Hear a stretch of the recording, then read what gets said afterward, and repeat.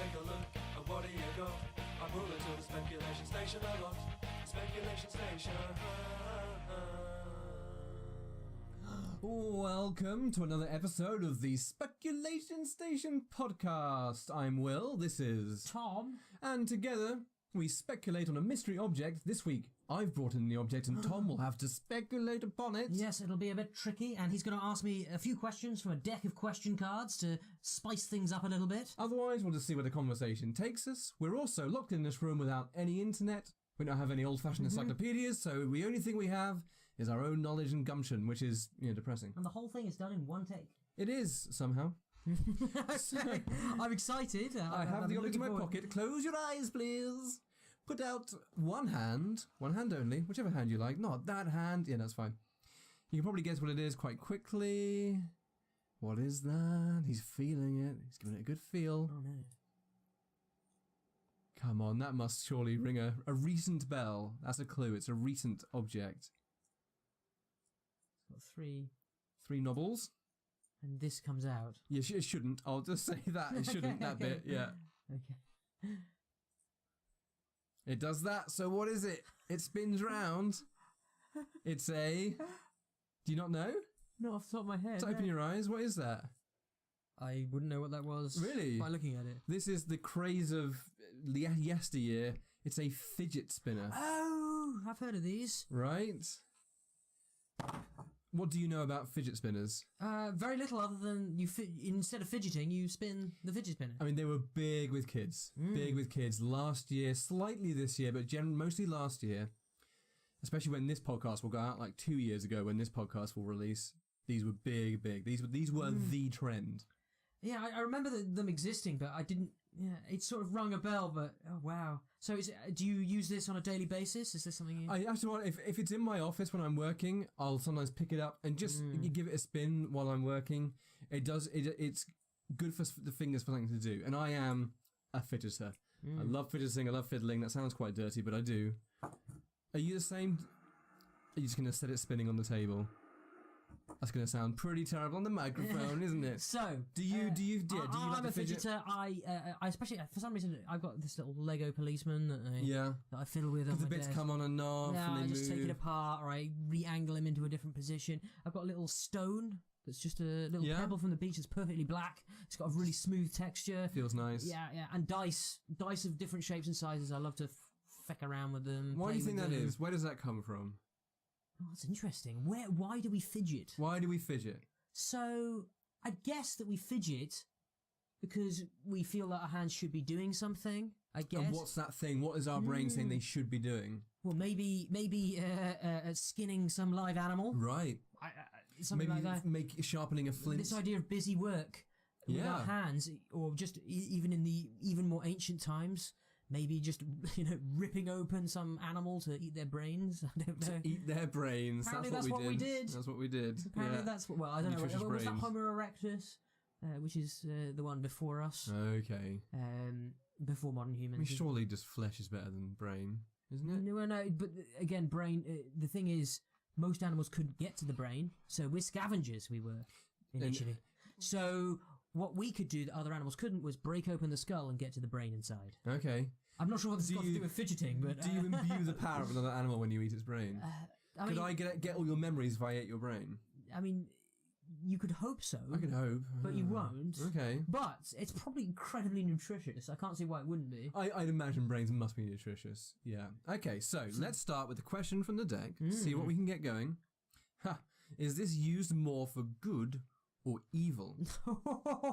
Well, I'm going to say evil. Why? Because I can immediately see it being used to bop people on the nose, so I could go like this and... Oh, that actually does kind of hurt. Right, that was my immediate thought. You could spin it and then throw it at somebody. You could really annoy your parents with it. These are all potential possibilities of what you could do with it.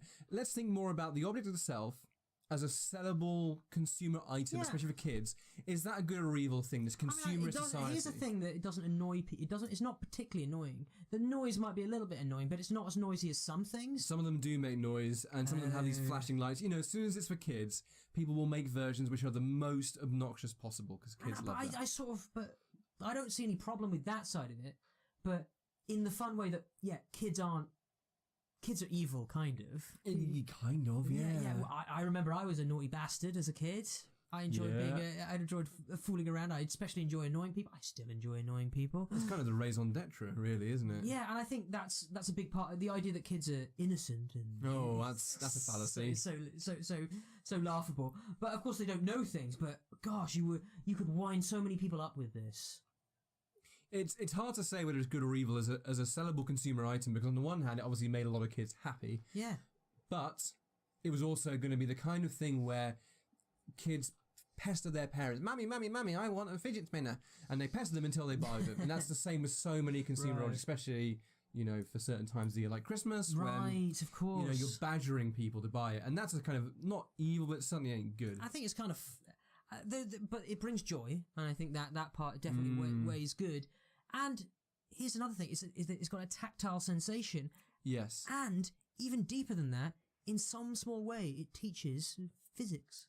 Yeah, physics, mobility, balance. Yeah, motion, momentum. Kinetic energy. I mean, even centrifugal force to some It is extent. there. It absolutely is there. You can feel it if you turn it different ways. You can feel the weight shifting, right? I can feel gravity. Did you do that fun... Coriolis effect. Did you do the fun experiment at school where you stand on a disc that can spin around and the teacher spins you, normally in physics class, and if you spread your arms out, you go fast. If you bring them in, you go slower. I think that's it. That might makes be the sense. opposite. Yeah. No. Either way, with your arms out already, you go faster or slower, and you really feel that sense of kinetic energy being spread out. It's because you're close to the edge. The gravitational force is higher at the edge. Yes. So the faux gravitational And it's something to do with conservation of momentum, isn't it? Yeah. Everything pushes to the outside, the edge, and the closer you are to the edge, and like in any ring, if you've got a ring world or like in Halo, like the Halo in Halo, when that spins, the gravity's not exactly the same as it would be on Earth. Sure, it slightly bends. So if you it's got a little weird bit of a Coriolis, perhaps. It's called the Coriolis effect. There we go. You can't go 5 minutes without talking about ring worlds, can you? Got to get them in. Got to get his ring world in. Well, we're talking about centrifugal force and physics. That's true. It makes sense. Yeah, and also we both enjoy sci-fi. I'm gonna take another question from the deck of cards. Oh, it's a wild card. It's word association. Oh gosh. So I guess we don't even need a question for this. It's just let's try word association. So fidget. What comes to mind? Fidget. Finagle. Finagle. Oh, more of an archaic word. Are you trying to get me to associate from finagle? Venus McDooley is my made-up Scottish name. Venus McDooley reminds me of a small Scottish farm. Yes, because finagle has a Scottish sound to it. Finagle. You'll be wanting to finagle, will you?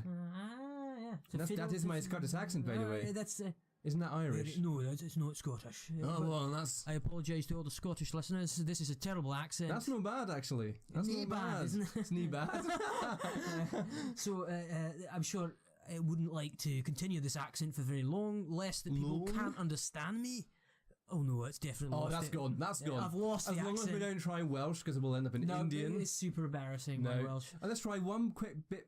Other word association with the other half of the word, because it's a fidget spinner. So what about spinner? What does spinner make you think of? Well, it could mean... I want to take it to... It makes me think of being dizzy. Oh, Dizziness. Dizzy Rascal. Who is? I like Goldie Looking Chain. Well, no, Dizzy Rascal was and is a successful British rap artist. I think a lot of his stuff it's a little outside of my wheelhouse. A lot of it counts as grime. Well, when we were maybe 15, 16...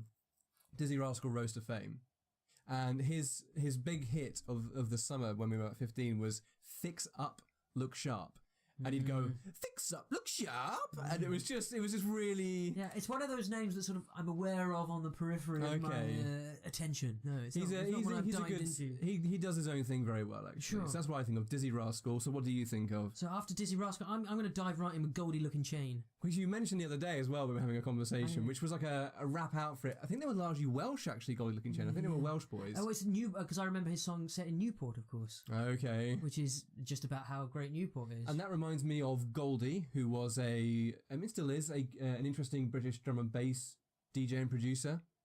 He was also in this interesting BBC kind of competition, celebrity competition, where they took a bunch of celebrities like Goldie, Sue Perkins, who we've mentioned in a previous podcast, and some other celebrities. Sue Perkins is never far away from our minds. She's never far away from our minds, for good reason. But they had to learn how to become a conductor and conduct an orchestra. And Goldie ended up winning it because he's very musically minded anyway. Of course, yeah. One of the things that really interested me about Goldie's approach to making music, and you'll like this because you have a similar approach to making creative ideas anyway, is that when conceptualizing a tune, you have a big piece of paper or a whiteboard, whatever he wants, and then he kind of draws the soundscape. So there might be a kind of a smooth curly line here where it's a smoother liquid sound, and as it gets brash, there's bigger spikes. So it's not like he's drawing the shape of the WAV form. At some point, it's almost like that, but it's more of the sound the in his head comes out as a vision. Drawing, yeah. I was really impressed with that. So that's a good sense awesome. Yeah, word I love association. That. Okay, now we're going to have another question from the deck. Oh, it's a wild card again. I guess they've been shuffled in at this point, a glut of them. It's perspective. So you're going to answer the next question as, and I'm going to take it from the way you're dressed, which also relates to what we were just talking about, because you look like a conductor. Ah. You look like a famous conductor in the vein of Simon Rattle, who's the only conductor's name I know. Oh, that's impressive. I don't know any conductors' names, more's the pity. That's fair enough. I literally only know Simon Rattle. That's impressive, yeah. He's very conductory. He looks the part, right? He's got this flamboyant hairdo and so on. I apologise to all conductors for my... Yes, and you've also got to think about timing, rhythm, meter. These are the words in your conductory brain. The question you must answer as a conductor, what could this fidget spinner be a metaphor for? Well, as a conductor, I find that a fidget spinner could be a metaphor for continuance. Oh, the continuum? Yes, because think of life. Life is just like the fidget spinner. Because... at the beginning of life, you start and it's moving really fast. The longer you go through life, the more it slows down. Oh, I see. And we can use that with the meter, with the tempo of the music. It can slow as it goes on. And as it goes on, the music can become deeper. And we can add in more timpani, we can add in more double bass. Whereas we start with the high sound, the high-pitched sounds going at beautiful speed, going and then slowing down to a You've got the musical terms, your musical vocabulary. Perfect. You can tell I'm almost a conductor. That was well done. I'm impressed. It's not easy to do it in a different perspective. Oh, it's another wild card. We haven't had this one before, but this is a fun one. The wild card is Foley, which means you have to answer the next question with appropriate sound effects. Okay? Yeah, well, you may well be confused. The question is, why is it not made of something else? With sound effects, please, off you go. I'm going to sit back and just relax and listen to you fuddle through it. Ting! Ting! You're not really answering the question, just making sound effects. I'd like you to make sound effects that are appropriate to your answer. Why is it not made of something else? I was doing so. Let me explain my answer. With sounds. With sounds. So the first sound is, because it sort of goes... That's the sound of plastic as well. Yeah, definitely a plastic sound. Sound of plastic. Whereas if it was made of metal, it would make more of a... or a little bit of a ring, a little bit more reverberation going to it. And you might, again, if it was made of cardboard, it might be more of a... And if it was cardboard, it would fall apart very exactly, easily. And it wouldn't be very good, so... I mean, plastic is a cheap, easy modern material, right? Yeah. So why not make it of plastic? Not only that, it's durable, easy to clean, lasts forever. I mean, what else is to say? And now I think about it, so many kids' toys and fads are generally plastic in nature. What was, when we were growing up, at least with maybe in your school, your culture, your region, what were the big fad items and toys? Pogs? Not so much Pogs. We had yo-yos, certainly. Yo-yos there was a big massive. phase, especially the ones where you did tricks. I had a trick yo-yo. Yes, and you have to learn how to flick it out. You had to learn how to flick the dog. And there's the one where it's the seesaw. Oh, the cradle. The I think it's called. Yeah, the cradle. You're quite right. And the ones where you wheel it, the dog's when you wheel it along the floor, isn't it? Yes. Yeah, and then you could do, and the one where you flick it, and it circles through the air, sort of backwards into your hand. I wasn't amazing at it, but I really tried, and I had a couple of different ones. Have you ever seen a professional competition yo-yoer? I've watched it. Yes. I'd like to see it to music, to be honest. Sure, it's one of those things where it doesn't matter if you know anything about it or if you don't have any interest about it. As soon as you see someone doing something incredibly skillful that you know you couldn't do yourself, it's always interesting. It's just immediately interesting. So yes, I remember yo-yos were huge, and I do mean huge. Everyone had to have them. Everyone wanted them. Everyone had multiple yo-yos. However, I think post yo-yo, there was one object that was just a globally massive from Japan. What might it have been? Is it the Tamagotchi? Exactly, the Tamagotchi. And my brother had a Tamagotchi. I never had a Tamagotchi. We both had a Digimon. Oh yeah. But we barely used it. But Fred was really into sort of playing with the different animals and sort of taking care of them. And I know Mario had one as well, so it's definitely something that happens. I remember visiting my aunt and uncle in America as a kid. So maybe it was maybe 12 years old, perhaps, let's say.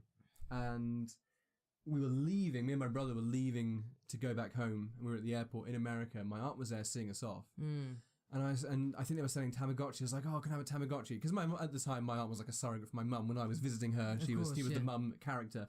So everything had to go through her. I was like, can I have a Tamagotchi? She goes, no. Yeah, it's just wasting money. You don't need one. And I think I threw a tantrum, essentially.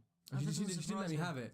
And years later, and still today, it's such a cringingly embarrassing story. Like, oh, you had a tantrum over getting a goddamn Tamagotchi. Well, talking of tantrums, I remember this to this day, and I think it goes into my competitive streak. But I got Connect 4 for my birthday. Yeah.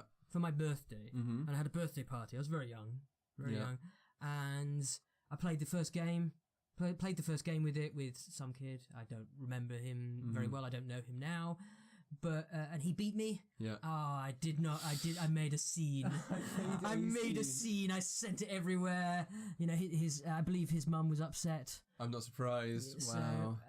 Yeah, I was not great about it, and it's definitely a moment of cringeworthy when I look back. Obviously, I was really young, and it's entirely forgivable as an adult, but it at least tempers me to say I should not be like that. And these things stay with you. It's very difficult, especially late at night. You go to bed, and it goes, "Hey, remember that time you did a really embarrassing thing?"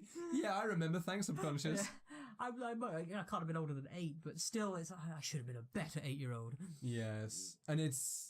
To be honest, even an 8-year-old, it's bad behaviour. You know it's bad behaviour. Yeah, and you absolutely know at the time, but I want to win. It's mine. Have you played Connect 4 since? A few times, yeah. Okay. I've never been very good at it. Okay. No tantrums ever since? Don't think so. Though, I still don't really like losing games. I'll admit that. Oh, absolutely. I think that's everybody, but I like to win. You know, we were playing with some of our friends last weekend, weren't we? We were playing Mario Party, right? Of course, yes. Where you go around the computer game board and mini games happen and people can steal coins off you and steal stars off you. And I remember thinking about this a couple of days after the weekend and going, wow, I was inordinately angry that people were stealing money off me and I didn't win the game. It's just a silly game. You're meant to play it for fun, but you can't help but become involved and get... I think you just get intrinsically competitive. That's it. And I mean, I certainly get it when playing any game, like particularly if it's in any way versus somebody you know as well. You sort of wonder, like playing Magic the Gathering or something like that, when I was like, I could do it perfectly. It's only because I didn't draw the right card. It's because I didn't draw the right card that I lost, not because of any other reason. Your brain starts seeking reasons for it. Excuses why you suck, not just, hey, the other person might have played better. That's not your... Hey, it doesn't matter. Exactly. It really doesn't matter. Yeah, and it doesn't matter if you lose. Because you had fun, you played a game, right? But it's so difficult, and I know that. Consciously and subconsciously, I know that, and yet as soon as I start playing a game, those thoughts go out the window. Absolutely, and I want to win. I want to win in every way possible. It's probably a bit of a contrite question because the answer is probably quite obvious. But why do we get competitive? Well, I don't know whether it's a trite question because competitiveness is certainly useful, and I'd assume evolutionary use. That's what I mean because it's quite obvious. Yeah, it's. If we're competitive, we get things done. Also, if we are successful in competition, we are more likely to get the food, the mates, pass our genes on to the next generation. If we're competitive for food, even if we compete as a group versus the other group of people, the other family, the other tribe, the other nation. In these days. Yes, I'm speaking excellent English. Hey, speaking of which, "Live and Let Die," amazing song by Paul McCartney and Wings, right? I only heard it a few years ago, and since someone mentioned to me, I can't unhear it, and you can't ever. So, in the famous lyrics, he goes, "In this ever-changing world which we live in, in this world which we live in. So he bookmarks a sentence with the same preposition, and it's bizarre because you don't need it rhythmically. I'd understand if you had to put it in for but you could just say in this so world, this world which we live in, or in this world which we live. But he says it twice, and you don't notice until someone points it out, and you go, "Oh yeah, that's weird." But maybe there might be a reason for it. Just it could have been a rhythmic reason, but you don't have to use it. Him performing it, just the way he performed it, he felt like the world in which we live in. He felt like he needed it. Makes you give in and cry. That's beautiful. Do do do. Do do do. So live and let die. I think that's a super heavy song. Yeah, actually, I love that because it crashes in, and it's also musically varied because it has a soft opening, the brash kind of chorus, and it has that laid back reggae bit. I think in general, I'd argue that he's actually a pretty good vocalist. Yes, Paul McCartney's probably the best of the Beatles. There's a lovely timbre to his voice. Yeah, though I've not enjoyed so much of his music nowadays. Sure. The modern stuff. The modern stuff, it just doesn't really connect with me in any way, shape, or form. But he was clearly the best of the Beatles in terms of singing. Because there's John Lennon. He was good, but he wasn't as good a singer. I would argue. Okay. But I don't know.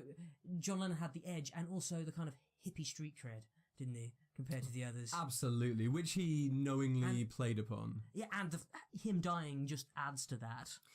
As it always does, especially in music. As it was, and needless his death was. There's a cringeworthy video. I'm sure a lot of our, audience may have seen this already.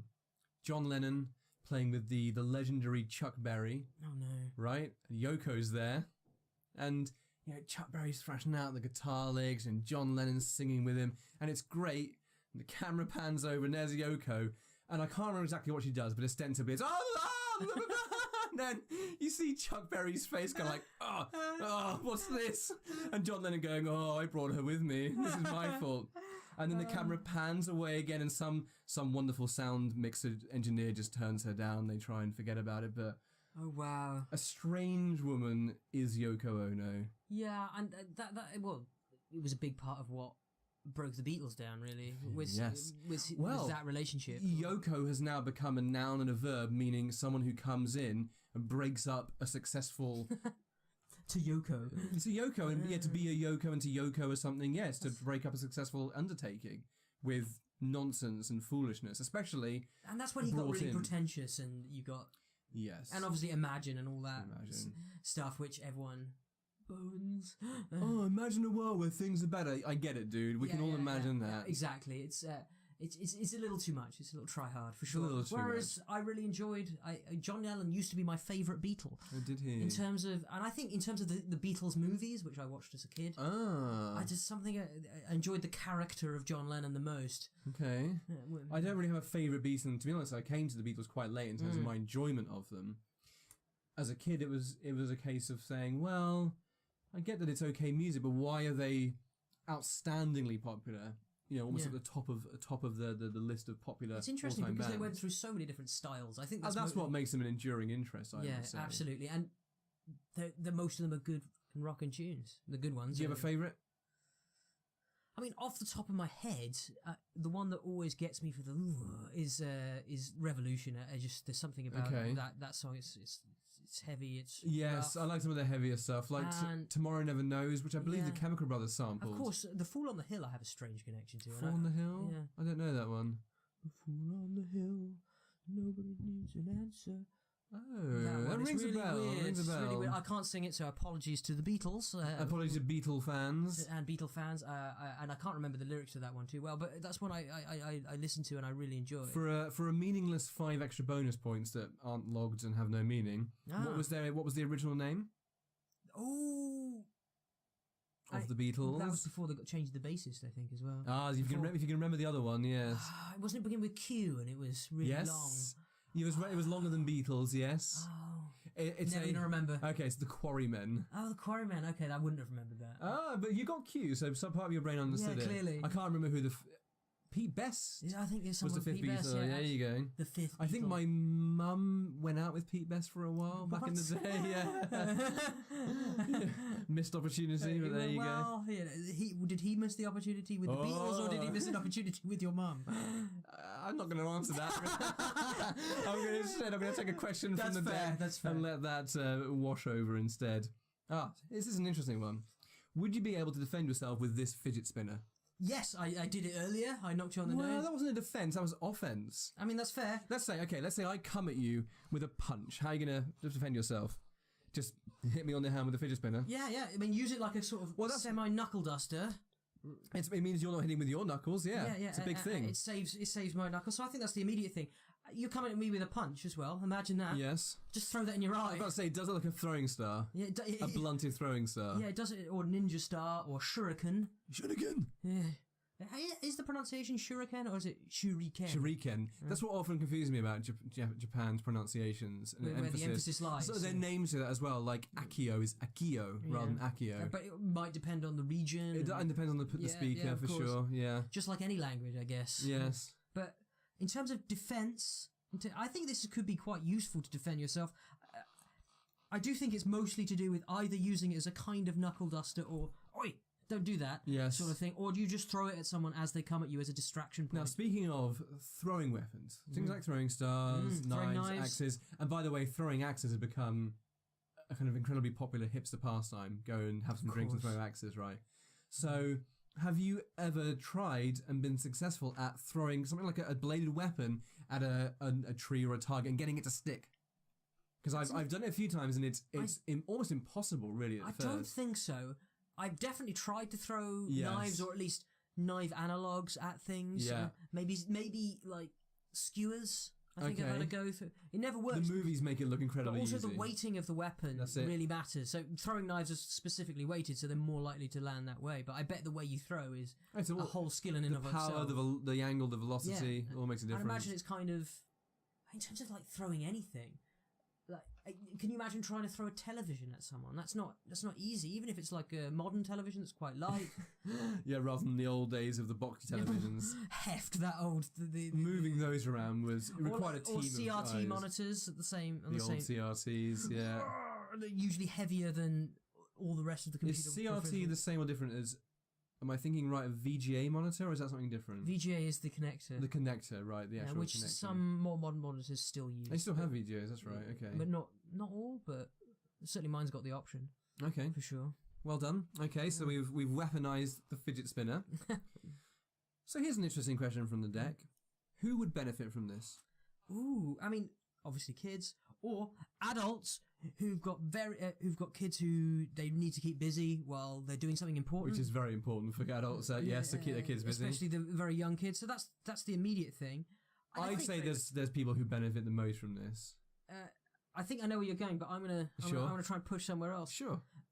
Imagine you were stranded somewhere, a desert island, a shipwreck, and you were bored. Yes.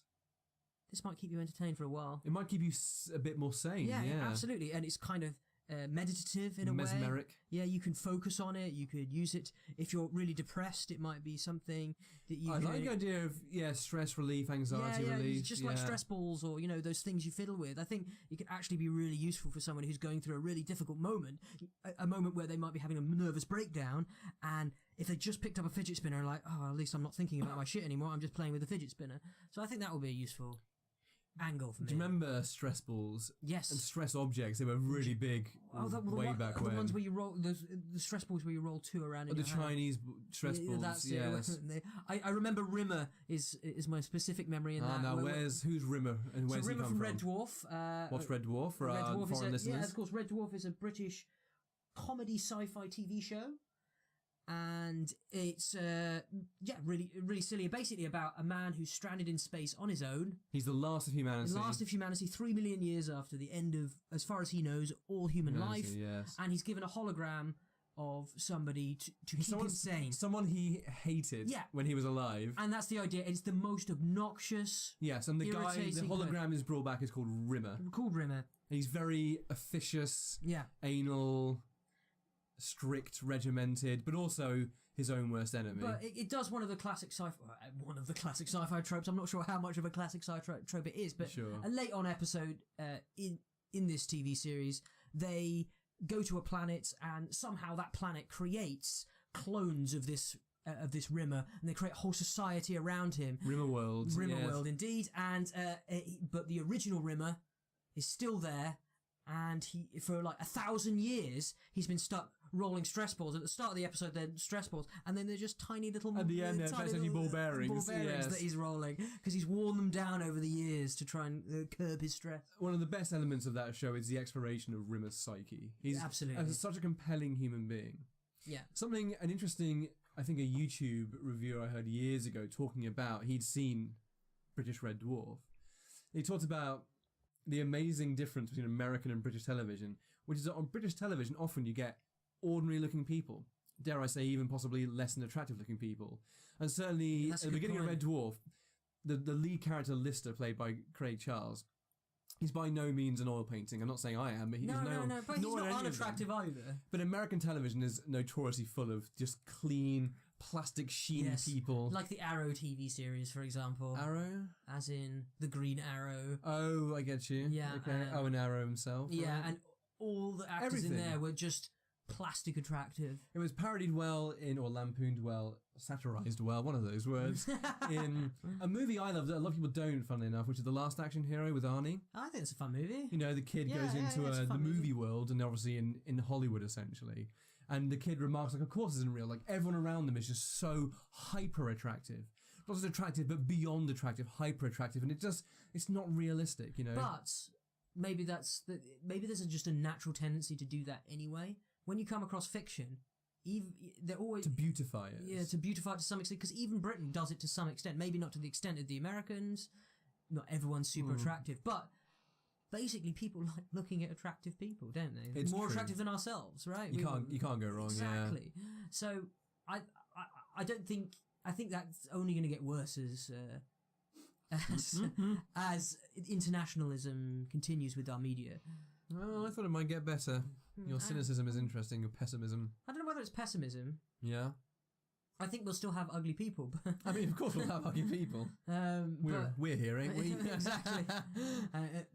Will you shave off your beard? No! No, that's the only thing that keeps me from being totally unattractive is having a beard. It hides my weak chin. Exactly, it gives me a defined jawline. It's a well-trodden tradition of creating one's own jawline. Okay, let's have what could be a final question card, maybe. How can this be improved? How can we improve a fidget spinner? My immediate thing is twice the size. Oh, I don't think I ever saw massive ones. I mean, there were some different ones, like gold-plated. Or a multi-person fidget spinner, where you have like a rack in the middle where you all spin it together. That's cool, I like that.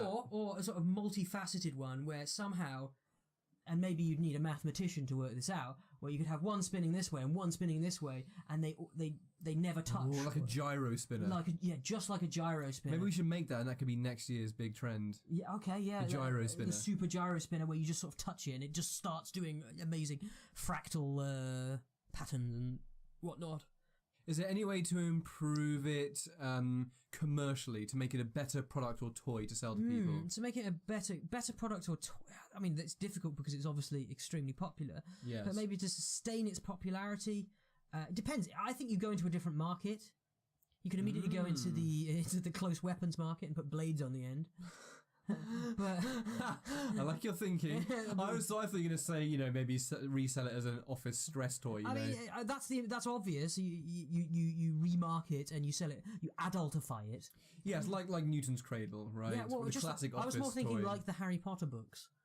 So the Harry Potter books, they had the kids' covers, which were all sort of cartoony and had characters, right. and then they had the adult covers, which were all black and had sort of dusky, dark images. They did the same for Pratchett. They did exactly the same for Terry Pratchett. Literally exactly the same. Almost the same kind of style. All you need to do is, and they'd probably market it to men and women as well differently. So, but you just make it black immediately. That's great. Make it black, and then make gold like inlays. Yeah. Some kind of fancy looking embossed symbol, like something like I'm not thinking GlaxoSmithKline, but like a Versace style. Gotcha. It's sort of like logo on there to really give sleek. it. And maybe you'd have some kind of it would have a really sort of soft, unique texture. It was made of, a very unique material. Maybe, like that. Maybe more leather. Tactile. Maybe leather spinner. Speaking of which, then, so it's generally known as a fidget spinner. So if you repurpose it, remarket it towards the fashionable adult group, what's the repurposed name that goes with that? Ooh, so it clearly wouldn't be fidget spinner. No. Because I'm going with sort of like a stress reducer, but obviously reducer's a bit of a weak word. If you slap on the word executive, it generally helps. Executive stress... No, that sounds like it's basically... but let's go with the spin angle. So, a wheel. A celebrity executive stress wheeler. Or just your stress wheel. Executive stress wheel. I like executive stress wheel, yeah, okay. That got sounds it. great, Okay, yes. we've got money. Invest. Invest in the executive stress wheel. From the Speculation Station podcast, you heard it first here. Yeah, if you steal that idea, we'll know because, we talked about it first. Yeah, and it's proven. But at the same time, we're quite lazy, so we're not going to do it. I mean, go for it. We're and then happy. give us the royalties. Proceeds. Thank you. Yes. Thank you. Yes. Anyway, very nice. Yeah. So, I mean, in terms of what else you could do with it in order to make money, I mean, you can make it out of gold. And there were faux gold fidget spinners. Oh, cool. Basically, when at the peak of the popularity of the object, there were companies bringing out all varieties under the sun. So some of them had flashy lights, some of them made awful, obnoxious noises, some of them were gold-plated, but they weren't actually gold, of course. Some of them had more angular square size to make it look different. The only other thing is to do pointless novelty, sort of souvenir level. Which is really, barely no more than that anyway, at its best. The way you could add it is turn it into a USB stick. Oh, that's so interesting you mentioned that. I bet there must be fidget spinner. Right, is there a fidget spinner that turns into a USB stick? So the best way to use it, right, would be to start it spinning, and then you have to see if you can insert it at the spin cycle. If you were sensible, you'd probably put the thing so it folds out in the middle. Oh, and then you can still spin it while it's in the computer. Or it just folds out into one of these, but... I like that. I'd say after this, we'll see if we can see if that exists, and then we'll add it onto the website. We'll stick it in the liner notes or something, yeah. Yes, or people can do the work for us and let us know on the website. Yeah. Oh. And speaking of which, if you guys still have fidget spinners, or... Send us the videos. Yes, what did you think of them when they came out? Were you cynical? I mean, I was cynical at first, and then I got one for free, and I thought, that's pretty fun. I mean, what I'd like is... It kind of feels like it wants to turn into, like, an Inspector Gadget or something like that, and as you spin it round, like, more bits fold out and it continues to spin. Obviously, that would hurt my hands. But it feels like something wants to come out of this. You want to unfold other parts. And like maybe even a Mandelbrot of... Yes, Mandelbrot. Well, yeah, fractal. Fractal, thank you. A fidget fractal. So, scientists, programmers, we can call you guys, potentially, to create as a CG fractal fidget spinner that just infinitely spins and becomes bigger and more complex. I love that. I definitely can't do it myself. I'm not sure it's part of the Mandelbrot set, but its own fractal set, potentially. Now, before we finish, something I wanted to talk about, unrelated to the object, is what we're wearing today. Of course. So you're dressed in, like I said earlier, it reminds me of a conductor. That's what it feels like. Sure. Is there anything else you would say about the way it looks, first of all? What it reminds you of, the way you're dressed? Yeah, I mean, it makes me feel of the classic Victorian, so particularly the cut of this, whereas the colour here is quite wedding-esque. Well, the white colour of the jacket, here, the but shirt. the jacket itself kind of makes me feel like I'm a Victorian gentleman at a dance. Oh, a soiree. Or at a gentleman's club showing off to the other other gentlemen while playing billiards. And British billiards, of course, only uses 3 balls for some reason. I don't really know much about billiards. Right, it's bizarre sport. So it's a snooker table. Yeah. Or I've seen it, but I don't know how it works. Like a big pool table, effectively. And it doesn't have like mushroom pods that you put on it. You don't. There are various types, but true billiards, and you have to remind me of the real name of this type of billiards. Is you just have one red ball and one white each, which is your in it. Okay, 2-person game. So it's a 2-person game, and you have different whites. Yeah. So a different white ball each, and you can pot the other person's white. Or you can try pot the red. Try pot the red, and it's a sort of strategy of doing that and doing clever and snookering and that sounds quite fun, actually. I like that. It's quite a tactical version of one of those sports on a really big table. These days, I guess pool is the most popular common version of that. Snooker is a very popular, But even- pro-level sport. I don't know anyone who really plays snooker outside of I competition. made an effort to do it quite a bit because there was, but you have to go to a snooker club, really. Okay. Well, at school, I like snooker. we had a kind of an old battered pool table at school we used to play on. But pool, I think, is very accessible for sure.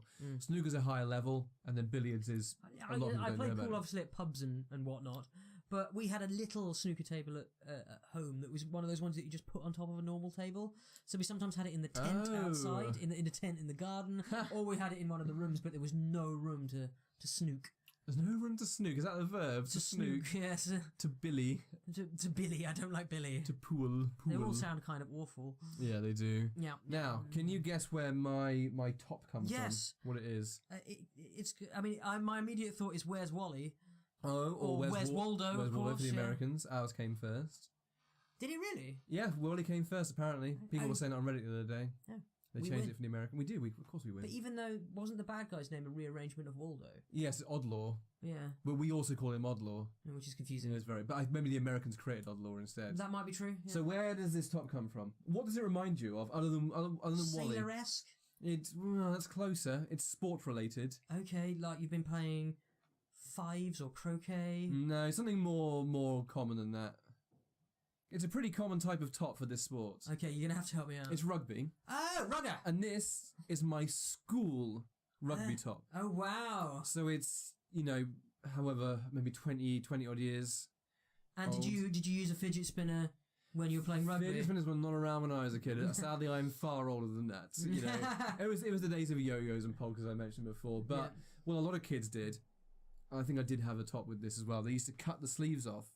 Or maybe even further up, so you have these kind of sticky out, and they show off it's their arms. almost a vest. Yeah, almost a vest, yeah.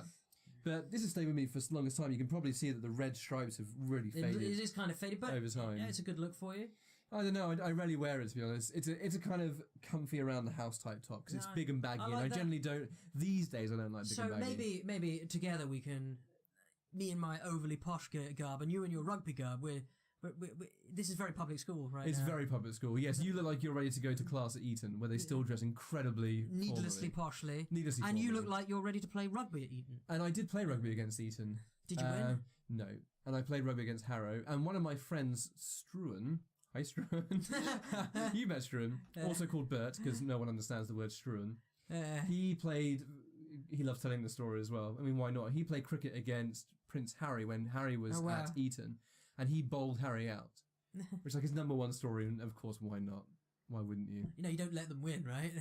Yeah. Can't let the Royals win. For the foreign audiences, Eton is the number one private school in the UK. We call them public schools, which is confusing, but it's the number one private school, and it's where most of our literally all politicians or most of our leaders and prime ministers come from. David Eton. Cameron, Boris Johnson, off the top of my head, immediately. Yes, and Cameron I'm pretty was sure Michael Gove as well. And at the time when Cameron was prime minister, a lot of his cronies were old Etonians. Yeah, and George Osborne, of the course, Chancellor. I assume it's more Tory, but I'm pretty sure there are a bunch of Labour people, maybe not Eton, who went to the big public schools. Basically, establishment figures in the UK tend to come from Eton, and royals go through Eton as well. Of course. It's a very old school, if I can describe it as that. I think you can. I went to a very old private/public school, which is, when I was there, they were celebrating 450 years of being a school. But fortunately for me, they had modernised a lot, whereas Eton still, and understandably, holds on to a lot of those old traditions. It's old world style. Very old world style. They had at public schools back in the day, you would have what were called fags, and they were younger boys who served the role as Batman, which is another very old British term for someone who basically is assigned to help you, like your valet. Basically your valet. So the younger boys would be your fags, and a fag could do anything from get me my books for the next lesson, or what they very often used to do is go and sit on the toilet seat for me in the winter so I can go and use it in a few minutes and the seat won't be cold when I sit down. Right? There's also, I found... That's... During our 450th anniversary at school, there was a kind of a book with loads of old pictures from different periods of the school. There's a great picture of like a bunch of junior boys, like 12 years old, and they're all smoking because it was compulsory at one point for boys to smoke. Of course, yeah. Back in the day when, smoking's good for you, it makes you a man. Well, that's the other use of fag that's very common in the Britain. UK. It's a cigarette, it's just a indeed, term for yeah. cigarette, which is used non-insultingly. Obviously, in America, it has a connotation that's considered very rude. Yes. But Still in this country, a fag can just as easily mean a cigarette. Which as is well as bizarre anything else. and Yes. really odd. But that comes from the use of it when they're talking about wood. Bundles of wood being known as faggots. Oh, that's right. It's a classic thing. Yeah. People online talk about that. They love that. Like, No, I expect they I do. can say faggot and it actually means not what you think it does. Exactly. Like, well done. You're super smart. Yeah. Okay, well, that was a fun discussion. Yeah, we've got I'd almost forgotten that we start with the fidget spinner, but that's as what it should be, indeed. So, thank you everyone Pleasure as for always. Thank you for coming along. watching, listening, however Paying you digest attention it. in general. If you have a fidget spinner, we'd like to hear all your fidget spinner based stories if possible. If not, then please don't tell us. Yes, don't tell us a thing at all. Or tell us why you absolutely despise fidget spinners and why they should all be tell you plastified. about somebody got injured because of fidget spinner. Oh, How I've many never heard people any got stories. How many must people have happened. got injured? I injured you earlier and it didn't take much effort. I wouldn't say you injured. You certainly gave me a good nose bashing. I gave you a good little Yes. seeing to, let's say. So, we will see you all next lovely episode of the Speculation Station where we'll have a brand new object and we will speculate entirely upon it and whatever we choose because that's what we do. Always a pleasure. Thank you guys so much. See you next time. Bye. Speculation Station.